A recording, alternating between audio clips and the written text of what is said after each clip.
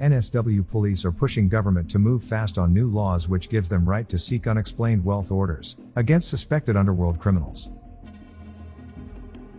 According to police, these laws are being delayed by the cabinet, as they have been proposed since 2021. Police say these new laws designed to take away the mega wealth of alleged criminals could have prevented some of the killings that has happened recently across Sydney. An unexplained wealth order, UWO, is a type of court order which will be issued by the state court to compel the target to reveal the sources of their unexplained wealth. It is believed that the UWOs will be introduced in sections that will interlink the Crimes Act and the Prevention of Money Laundering Act. People who fail to give proper account for their wealth will be liable to have assets seized by an enforcement authority or the Crown and paid back to the state, from which it has been taken via criminal practices. The power of these laws lies in their reverse onus principle. However, the orders are ineffective as soon as a defendant can provide an explanation for the source of their wealth.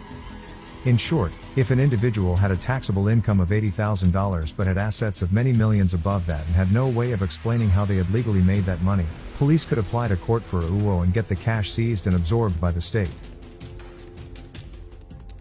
As of now, Western Australia has the toughest unexplained wealth laws in the country, while NSW are keen to match them.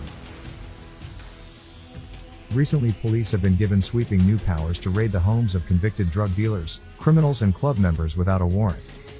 NSW police have a lot of powers to help them carry out their work.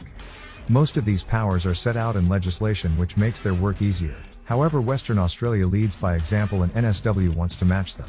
They also want more power to combat the use of dedicated encrypted devices and special high-tech phones used by the clubs and crime families. There are similar laws already in countries like Colombia, Indonesia, the UK and the US.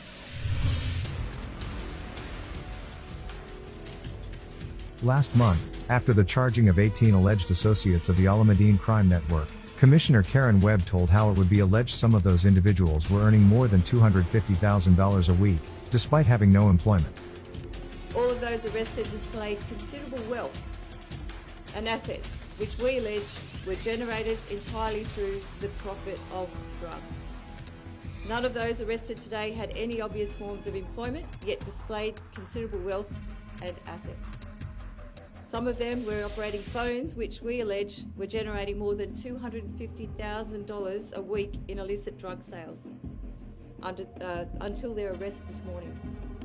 Police advised that there are various examples on which the orders can be applied, like Rashad Alameddine, who in last year's lockdown announced that he has more wealth than all three police heads combined, and makes more in a week than they make in a year, despite him being officially listed as unemployed on court documents. Rashad was arrested in February this year. When police came slamming all doors, Rashad was found hiding in his home's roof cavity. Further investigations are still being carried around his wealth. Another Alameddine clan heavyweight, Masood Zakaria, who before fleeing the country drove a $200,000 Lamborghini and fraudulently bought a $2 million Greystanes home in his wife's name. While he claimed his massive wealth came from a labor hire business, which on investigation proved made next to no money. His whereabouts is still a mystery to the police. There are many more examples, like alleged drug suppliers Mustafa Baluch, who claimed to have wealth of $30 million, and bikie associate Ashley Rake, who drove a Lamborghini, had $400,000 in Rolex watches and had expensive designer clothes at his Vaucluse unit.